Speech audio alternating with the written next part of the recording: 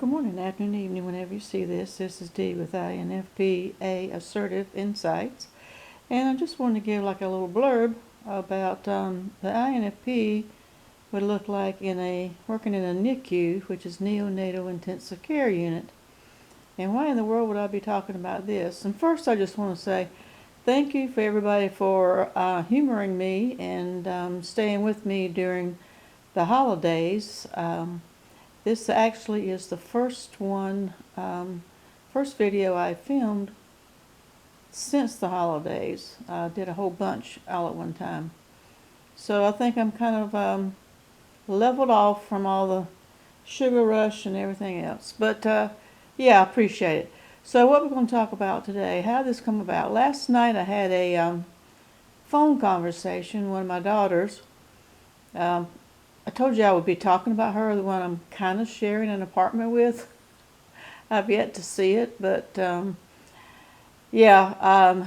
she's getting a divorce and she needed help with, I needed to get away from here and she needs a little help and can't be by herself. She can't be by herself. She's an ESFJ. And she can't be by herself, and I like to be by myself. So we kind of make a good pair in that regard. But she called me driving home from work. Now, she is a nurse practitioner in a NICU, and she does a very good job. I am sure of that. This is her third career. She's in her 40s, and it's her third career.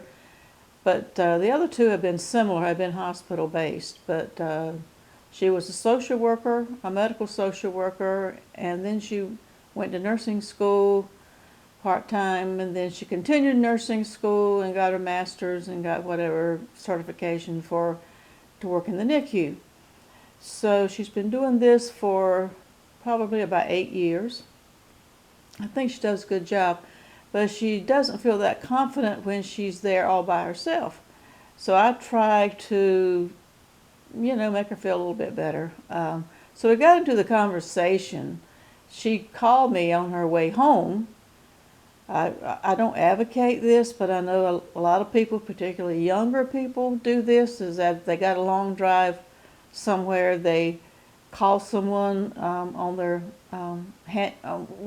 I have an old car, so I don't understand. But you hit the button and you get the handless phone thing, and so she can talk to somebody.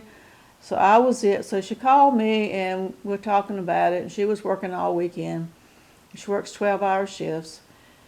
And the conversation, somehow or another, I forgot how it came, but the crux of the matter is the conversation got to, she said, well, why don't you just go to work for me? I just really don't want to go. Because she's there by herself when it's after hours. She is totally in charge. And there's not another nurse practitioner there or doctor there or any kind of supervisor to her there. It's just her and the nurses, so she's totally in charge, and that freaks her out. And so she said, this was a Saturday night, so she had to go to work Sunday morning. She said, why don't you go to work for me tomorrow?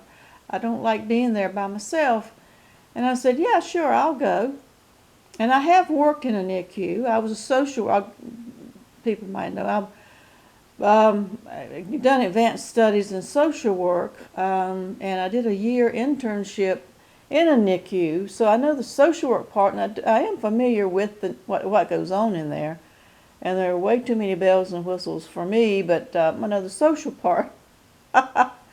So I told her, and I think I really would go to work for her. I said, I'll go to work for you. And she said, well, how are you going to do that? And she laughed.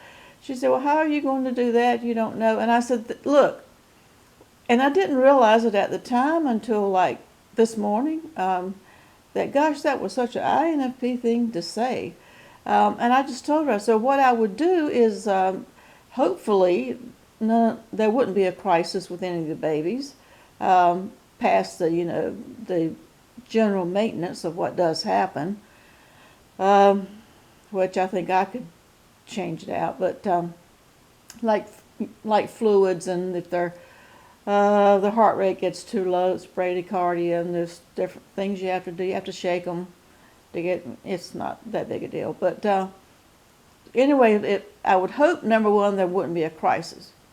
And if there was a crisis, I would just get the nurses together and I would just say, I'm rooting for you. I will be right here to support you. You know what to do. You've done this before. Just do what you've done before. And my daughter just laughed because there's this long protocol. If you've ever been a patient in a hospital, or if you ever worked in a hospital or know anything about it, there's what they call protocol. And for each little thing, it's so sensory. It's just, it's unbelievable. There's 1, 2, 3, 4, 5, 6, 7. You have to follow whatever goes. And here I am. I'm just going to support you, and I'll be there with you, and I'll hold your hand, and we'll get through this together.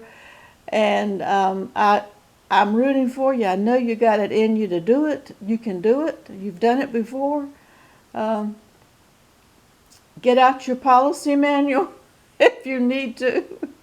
So, that lightened her load up a whole lot, and she laughed. I just wanted to relay this because it sounds so INFP, that we have so much potential in everybody. We do think the best of people, and we do have empathy, and we can provide support, and we just think the best is going to work out, and we do appreciate the potential in people and bring that out in folks. So I would tell the nurses, well, you know what to do.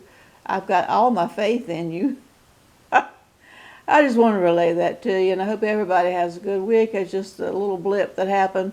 I'll try to have little funny blips that happen between my daughter and I, and how we are alike and how we are totally different. She thought I was crazy, and I thought I was perfectly fine saying what I was going to say, and yes, I would actually go work for her. So everybody, till next time, stay safe.